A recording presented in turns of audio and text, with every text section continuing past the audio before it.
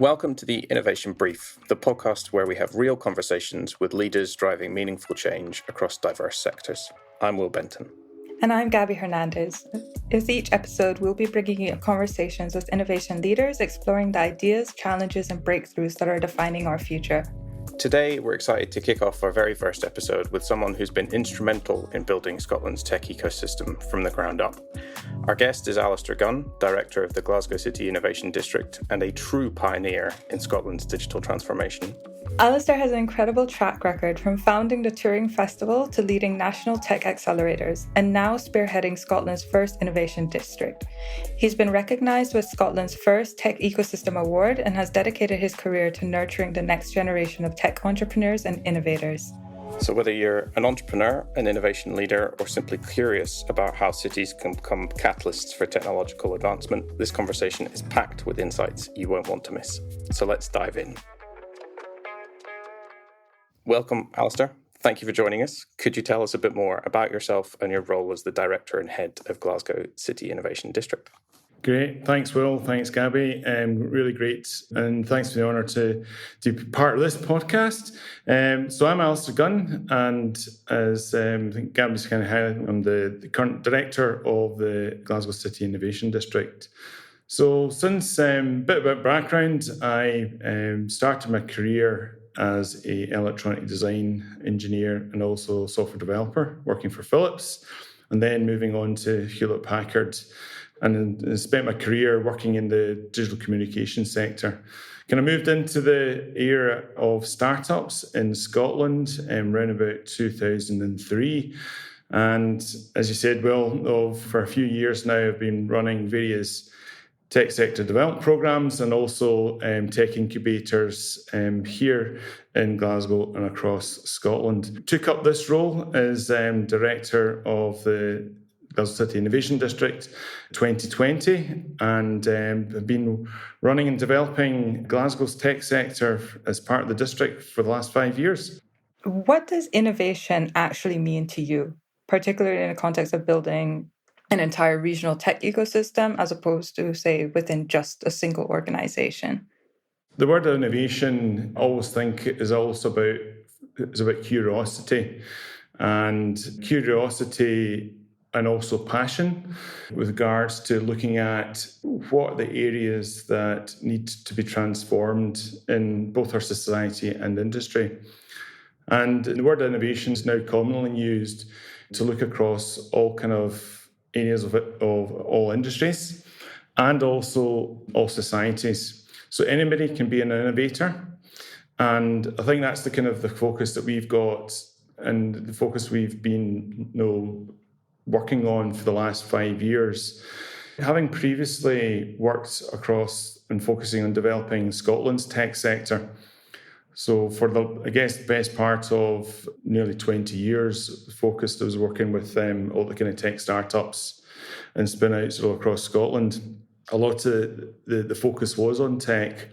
But when we started to look at Glasgow, the thing that we're aware of is it's not just all about technology. It's about how do you innovate to be able to address some of the key kind of societal and global challenges that we have now. And it is definitely the area that's the differentiator that Glasgow has got is that you could be working within communities and focusing on social innovation, right through to innovating. The last kind of conversation I've had is looking at agentic AI. There's quite a variety of innovation taking place within Glasgow. And the more that we discover of what's happening and amplify what's happening, then it kind of helps to then move that thought process to another area. So the thing about a city and a city's tech sector is you've got to look at all the organizations that are within that ecosystem, not just startups, not just spin-outs, but even the SMEs and the enterprise companies. And I would say that that's, again, the thing that we've been focusing upon in rebuilding Glasgow's kind of, I would say kind of tech economy or innovation economy, is to look at all of the sum of its parts. And I think that's, again, one of the values that Glasgow has got. As we touched on in the intro, you've been developing Scotland's tech ecosystem across a number of roles over the years. What are the least acknowledged barriers or barrier to regional innovation, looking at the kind of the Glasgow area or more broadly from your experience? Maybe we can take it in the context of, what is it that a regional ecosystem benefits from in building that up. So there are many different organizations that you require to be involved in developing a tech ecosystem. And when we approached Glasgow and looking at Glasgow's tech sector, we kind of decided that we wouldn't make it dominant in one organization. And the thing that we've seen in other, obviously not just in Scotland, but kind of globally, sometimes you can go into a particular city or particular region and there's 2 or 3 kind of dominant players. The thing within Glasgow is about making an ecosystem sustainable. And when we mean about an ecosystem sustainable, is that it's the community of the founders, the enterprise companies, the SMEs, they're all the people who are there to take it forward and maintain it and run it with less public sector kind of intervention. Yes, there is always probably some level of public sector requirement needed, but that is to kind of tackle some of those big challenging areas that a lot of the private sector won't be able to kind of implement. So the thing that we've seen is about collaboration. Each organisation is collaborating together. And one of the delivery work streams that we have within the Glasgow City Innovation District is an innovation ecosystem work stream. And in setting that up, we've kind of brought together kind of the major players like Strathclyde Inspire, which is the university's incubator, and the likes of the Barclay EBA Labs, kind of Codebase, and the City Council, bringing those kind of, I would say, other stakeholders together such that we kind of jointly share what's kind of happening. And again, that kind of sharing of what you're doing is really important. And I think it's an area where we need to further, we've still got a lot of work to do on that, is not to keep what you're doing close to your chest. It's kind of like you've got to kind of be open, because that way you prevent duplication. We need organizations who are involved in supporting founders and startups and scale-ups within an ecosystem to share more, such there isn't that duplication. Because I think if you were to look at, what that does is it means that any public funding that is going into developing an industry sector or even a tech sector means that it's channeled directly into what is really, really needed. Coming back to that, what is that kind of I would say that least acknowledged barrier is about collaboration. You have to collaborate from day one. And when you start to look outside of Scotland, the one value, we do know each other, which is really good. And I think that anybody who comes into Scotland, you'll know that you'll be connected to somebody else, but also everybody else knows what everybody else is doing. So I think that's good, because again, we're all connected to making Scotland tech sector kind of best it can be. And what's something you used to believe about building these kind of ecosystems that you no longer hold true? And maybe what changed your way of thinking over the years? The thing you quickly learn is that what you're working on today might be the thing for the next 5 years, but it's not always going to be there for 20 years' time. So where you think that you'll be working on one project and that'll be the sole project supporting founders or tech startups in a particular area, it continually evolves. And that's the thing that's really kind of interesting within work in a tech ecosystem perspective, is that it's continually changing all the time. And that pace of change, and I was talking this earlier with a couple of major enterprise companies in the city today in Glasgow, that the pace of change of AI is changing everybody's systems very, very quickly, to the point where all companies are on that journey as we speak. There isn't one organization that is more advanced than another. Everybody's on that kind of journey. And I think that's, again, kind of coming back to the bit where, that you can't just own a particular area. You're there for a particular period of time. You're there to address a key issue or a key challenge or a key problem within the tech sector. You're there to then resolve that. And once that's resolved, then it's then time to move on and work on that. So the thing that I've noticed over the last, my gosh, it's probably 22 years in the sector now. It's making me feel really old. For what you're working on today will probably, 5 years. I always say the kind of 5 coming up to maybe 7 years is about the maximum period that you should be focusing one particular area. And then you should be moving on to what the next intervention is. The one thing about working in tech sectors and tech ecosystems, even working with founders, it has got a timeline on it. And I think more people recognise that the fact that you're there to do a particular and address a particular role, and that's the time to then evolve from that. The biggest challenge I think I've seen also with a lot of other organisations over the years is they think that it should carry on all the time, but it comes back to what's the objective, what you're trying to address, complete it, and then pass it on to the sector to own, and then move on to the next thing. Awesome. I think that's probably an entire podcast episode in talking about that. But in the interest of keeping things moving, tell us about the GCID, Glasgow City Innovation District. It's Scotland's first innovation district. What led to the decision to kind of create it 5-6 years ago, and how does it differ from traditional tech hubs or accelerators? The innovation district evolved from... One of the catalysts for that was the creation of the Technology and Innovation Centre at Strathclyde University. So there were 2 buildings. There was the Technology and Innovation Centre, and there was also the adjoining building, which was the Innova building. When that was created, nearly over kind of 11 years ago now, it attracted a lot of supporting organisations involved in translating, I would say, kind of research or innovation directly into industry.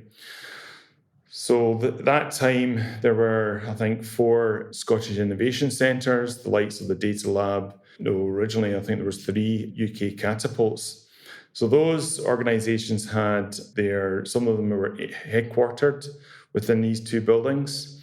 And what those organisations were doing were, I say, engaging directly to industry.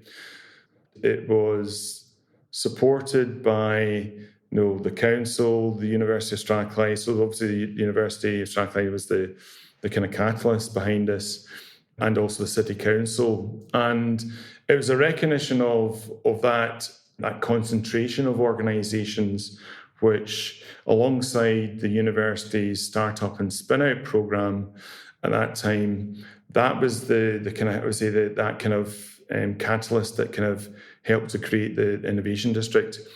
So the Innovation District is a partnership of 5 organisations, the University of Strathclyde being the anchor organisation, alongside Glasgow City Council, Scottish Enterprise, Glasgow Chamber of Commerce, and also Entrepreneurial Scotland. And each of those organisations are all located within the Innovation District. So that was where it was there to kind of create that catalyst. And the thing about an innovation district in its model is it's urban focused. It is within the city centre. It's based around an anchor organisation. It has that entrepreneurial focus. It has talent.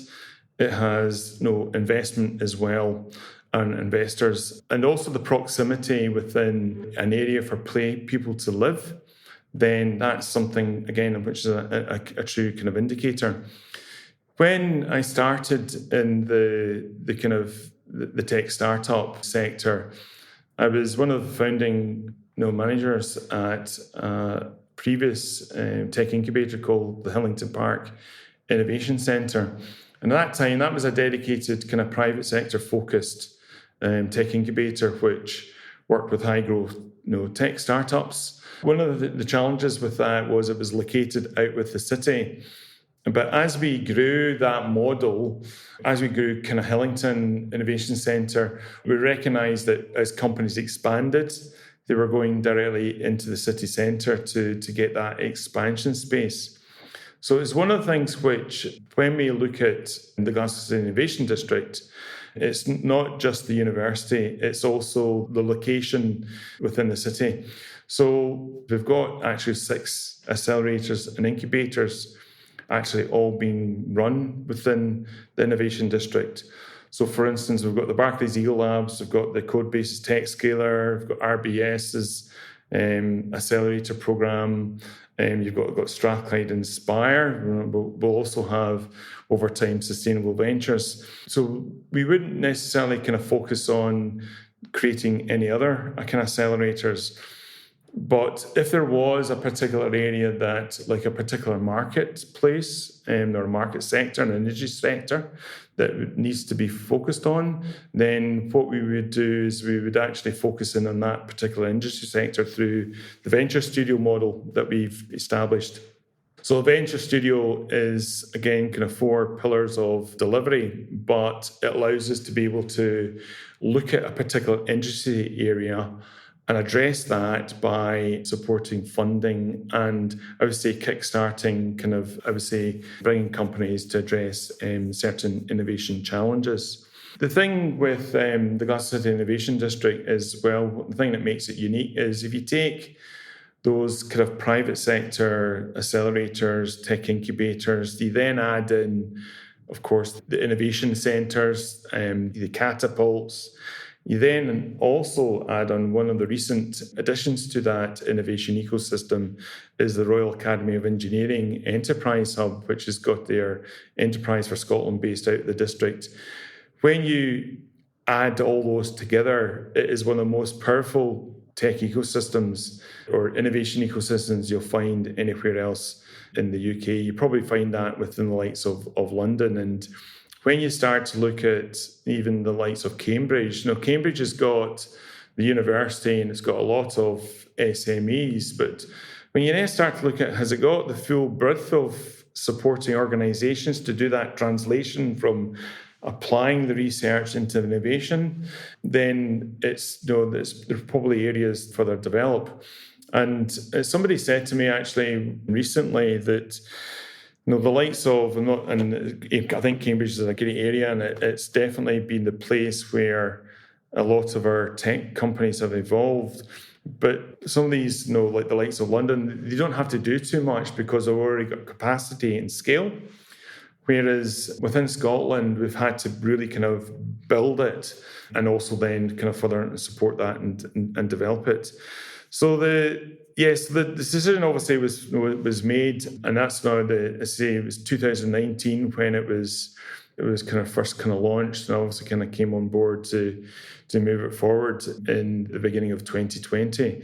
When I was asked to take up the role at that time, Glasgow's tech sector, there was very little going on at all. I mean, literally there was nothing. There was Rookie Oven was probably the only meetup that we had, and there was no Fabric at all. We didn't even have an Eagle Labs, didn't even have like the likes of Codebase.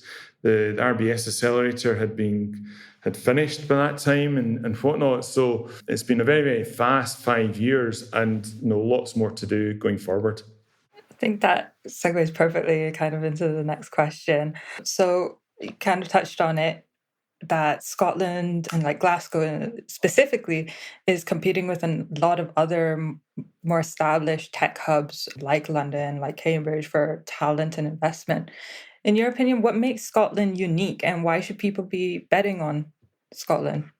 One of the benefits actually for, I think, organisations looking at Scotland is that talent tends to stay at home, as in they tend to actually have their home here but will work globally. And every day that we engage with and work with the community, we find amazing people who are working for global organisations but actually based out of the city or even in kind of Scotland itself.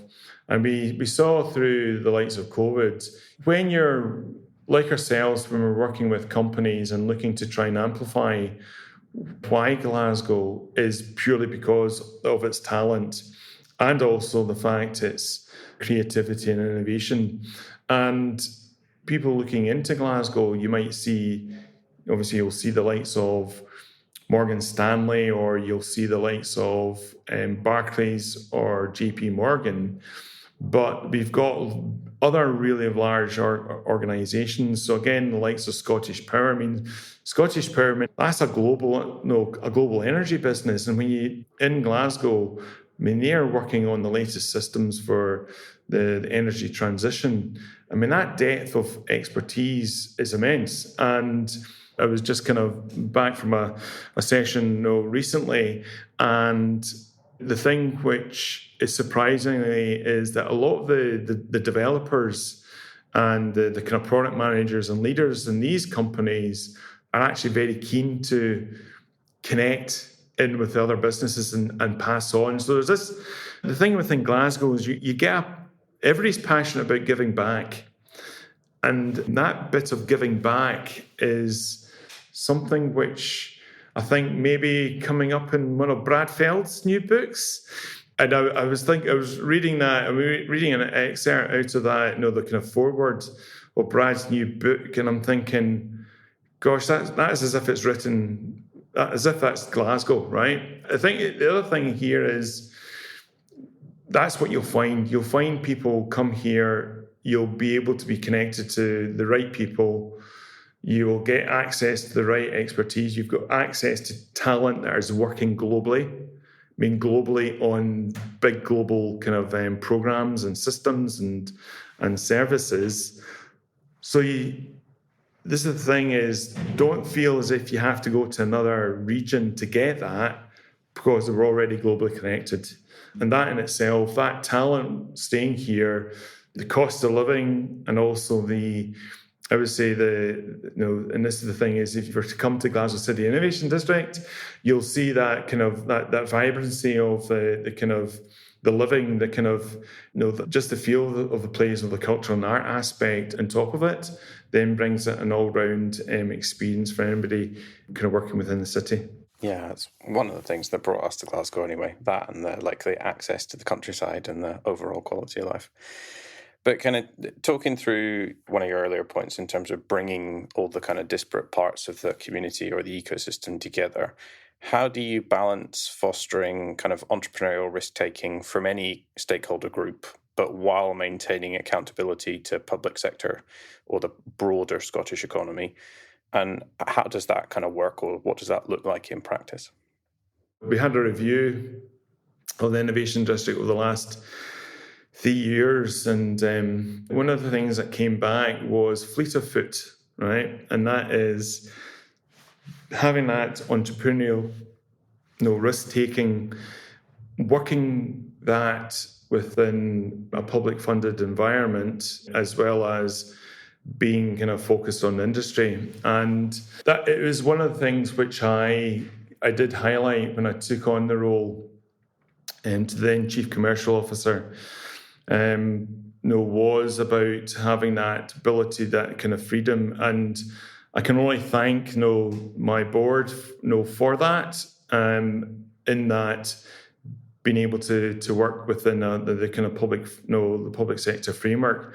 But the thing I would say is that takes years of that takes many different, having worked in many different programs, having been evaluated before, really kind of being scrutinized on the return on the investment that you're there to deliver. And also because, again, it's kind of public funding and ensuring that the public funding is delivering the biggest impact. But the thing that not all organisations are obviously public funded, and I think that's something which we're evolving very quickly, that the organisations that we're working with in the ecosystem, we're tapping in quite considerably into the enterprise companies now within the city, and that's not, I'll be honest, that's not really been done I've seen before.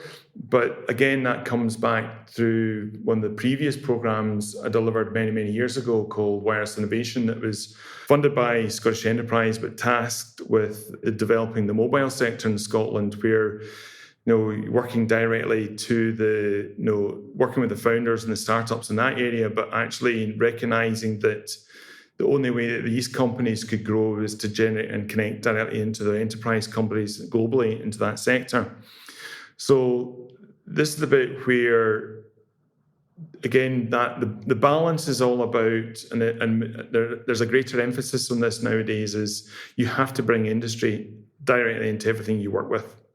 It has to be industry driven. It has to have that industry pool, that market pool, that private sector pool. And that's the bit where having those organizations involved, having them even investing, whether it's their time or whether it's investing in whether it's even venture investment or equity investment into companies, as long as we can try and bring that in to the mix, then that balances out, obviously, the intervention with regards to from the public sector perspective. So, and again, I'll kind of cite Mark Logan's report. And before Mark kind of wrote that report, around about, I can't remember, it was 2017, 2018, we actually talked about the tech sector in Scotland, what we needed to do. And I was actually kind of saying to him, says, look, somebody give me the job to do Glasgow. Because, to be honest with you, we spent all the time, the previous roles that I was working on were Scottish-wide roles, developing, so the previous programmes that obviously spoke about wireless innovation, but the other one was Interact with Scotland, which was funded by Scottish Enterprise to actually develop Scotland's digital and tech sector. So this is pre-tech scaler, pre all the code base. Way back in the days when we were working at Hillington Park Innovation Centre.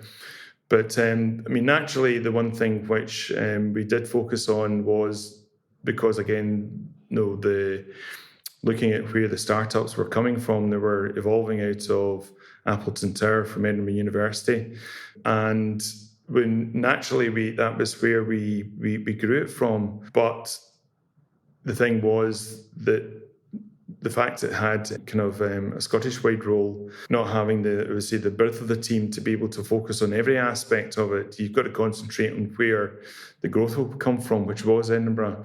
To have this role, I say to Mark, having the opportunity to come and do Glasgow is definitely something which it's been an honour, and but also absolutely passionate about it, because the thing nowadays is, and I know, and apologies for the rest of Scotland, yes, I'm only doing Glasgow, but there's a great opportunity there that we've got here in the city, and that has, I think, from what we see now, the likes of Glasgow Tech Week that we created 2 years ago, and obviously we've just ran it a couple of weeks ago, just for the amount of people you see getting involved and stepping up to be involved in the sector and helping the founders and the companies, is quite good to see. So we're on the right direction, but there's lots and lots still to do, which keeps us going.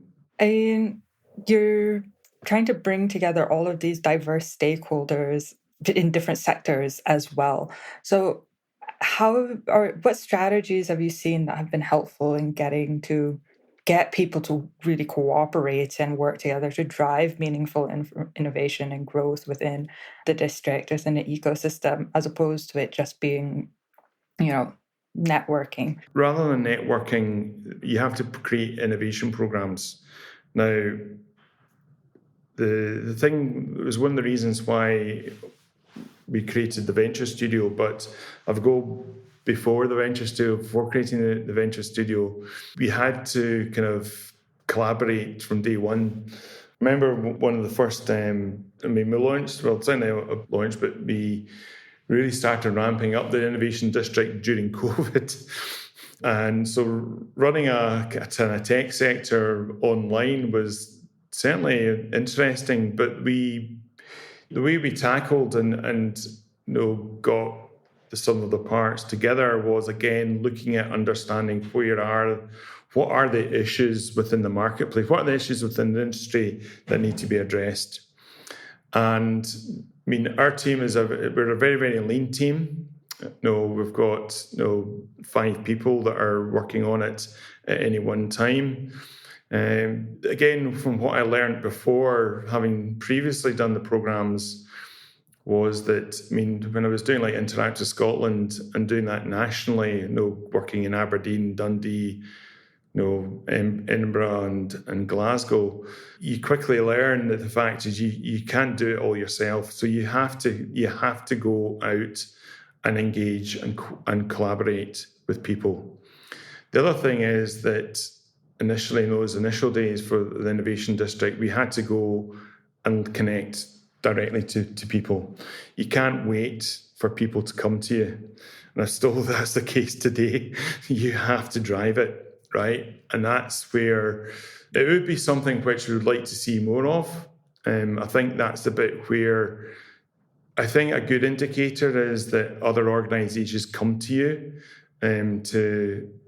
to find out. Will and Gabby, and we've done stuff together in the past, and again, that's it. I think even today the podcast today is a great indicator of that. Going and working with an organisation and doing something together, and then off of that, you've got that linkage, and I would say that kind of friendship going forward.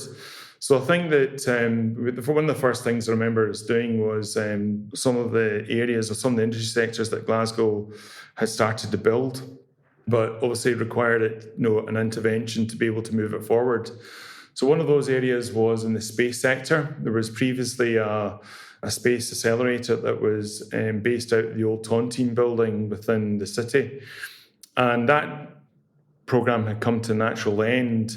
But again, there was still an opportunity to further develop the kind of space sector. So we collaborated with Berkeley Eagle Labs and ran, a series of 4 online, I would say, kind of panel sessions looking at addressing kind of key areas about the use of space data into particular marketplaces. So that was really actually our first connection before Barclays even they were building a building, but we didn't know what was going to be in that building in the Broomielaw. But we worked with them, and I mean that has then evolved over the many years to become one of and as many of the founders will know in Glasgow it's become the location for the likes of Codebase and TechScaler, as well as obviously it's the largest Eagle Labs within Scotland, if not across the UK, and has become again a great centre of excellence, and one of the newest, I would say, one of the newest services, or I was one of the newest areas that even Barclays have now created is they've got now out of Glasgow, they've got their innovation banking team, which focuses on the high growth kind of tech companies in Scotland. So you can see the fact is how a podcast kind of evolved towards creating the Eagle Labs, then collaborating with them on various programs, towards them creating new products and expanding out. And it is a great example of how that partnership has evolved over the years.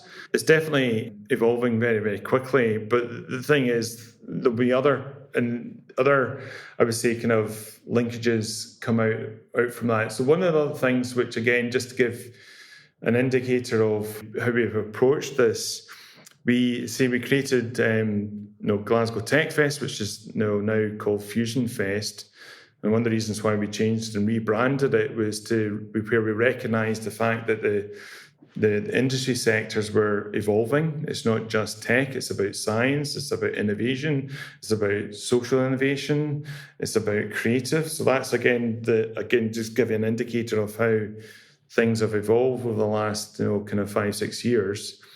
One of the things that we set out when we created Glasgow Tech Fest was that if there was a founder in the audience that was in early stages of their business, we kind of vouched that every year after that, the person who's the founder in the audience would then be on a panel on stage in the next year. So we did that, and I think the first year that we ran Glasgow Tech Fest. If not second year, we had Bailey Adiotti, and she was in the audience. And then the next year, she did a keynote. And now this year, she's obviously started up her own tech company called Bob AI. So you can see that progression, and I think that's the value of what an innovation district can do. It's about growing,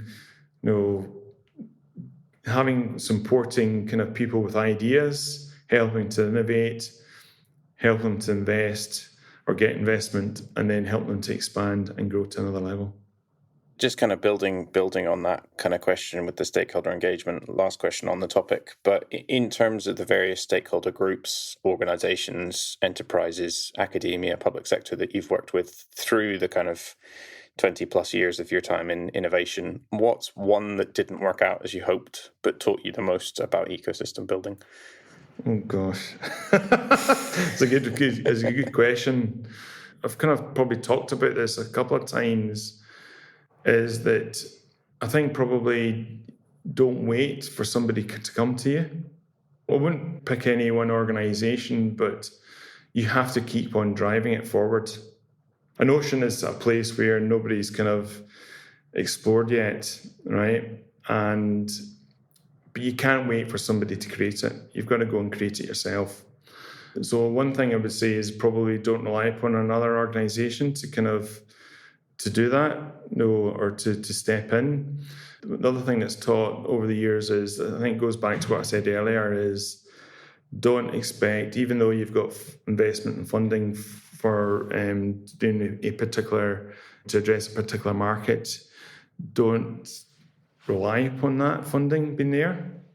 You have to continually evolve it. So I would say is that more that you have to keep iterating all the time, right? But don't necessarily keep and holding on to what you've created first time round.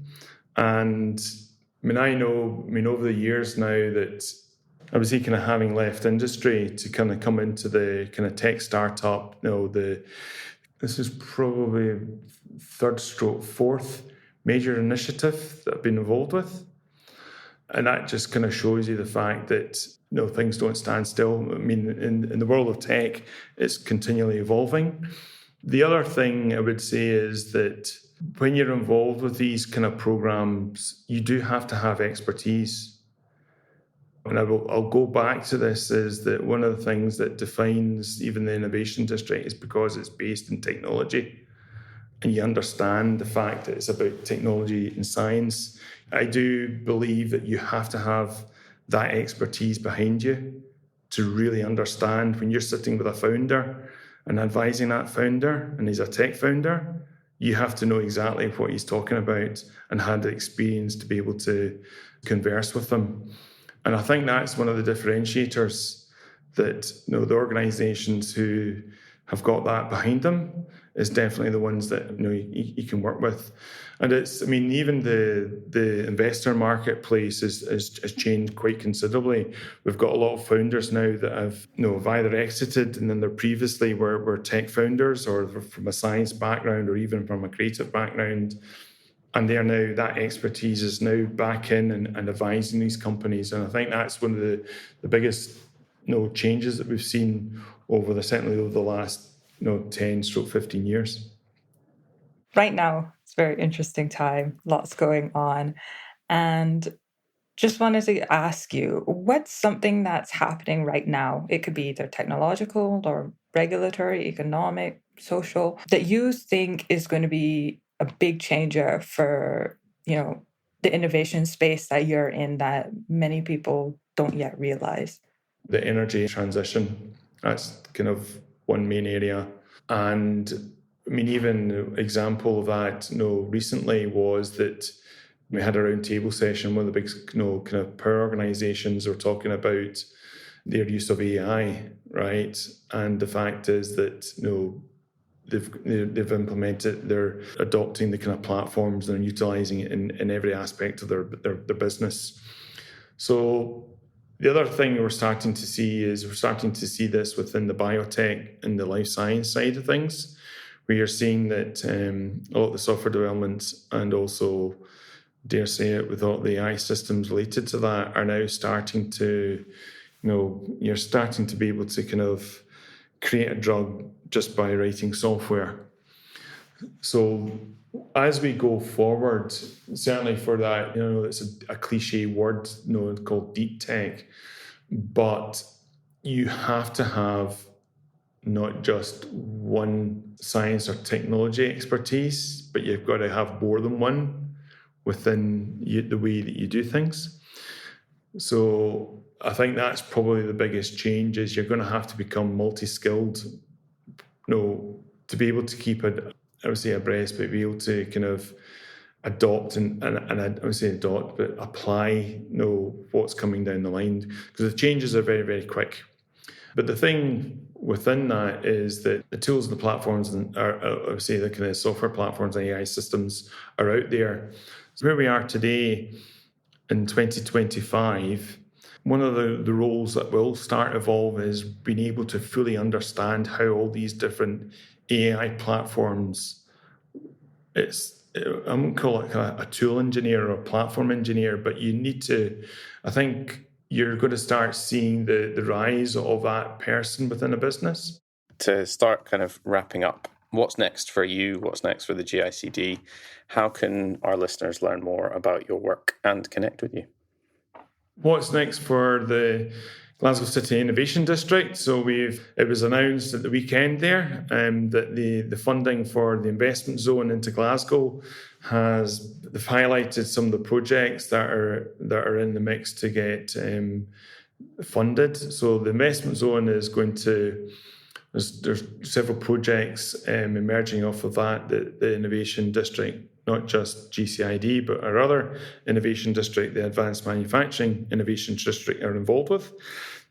And both those are involved in semiconductors and also in the space sector. So we've got that coming through. We've also got, we've got the next phase of our venture studio happening. And we've just kicked off a programme with City of Glasgow College, who are in the Innovation District, and we're working on clean tech and social innovation. We've also kind of further worked with regards to each of our ecosystem partners within the city. The likes of Sustainable Ventures are now kind of got a presence within the city, and kind of supporting and working with them as they develop. As we go forward, you'll start to see quite a few programs focusing on key industry sectors. That's one thing which will start to evolve. And the likes of clean tech, the quantum, health tech. So yeah, there's quite a few. I would say the other thing that we're going to be working on is then kind of further linkage into the rest of the UK. And you'll see, I think, over time, us kind of connecting into some of other ecosystems. So that's, if I give one example, Sustainable Ventures are doing that. They're based in Manchester, based in London, now here in Glasgow.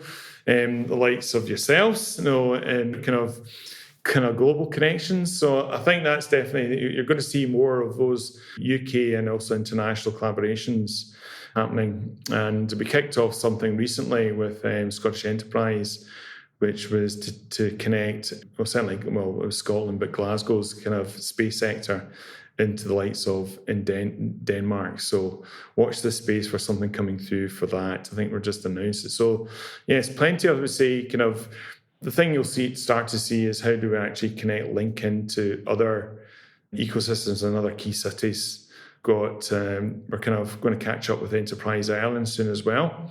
So let's see how we build into Dublin and get some of that talent back over here.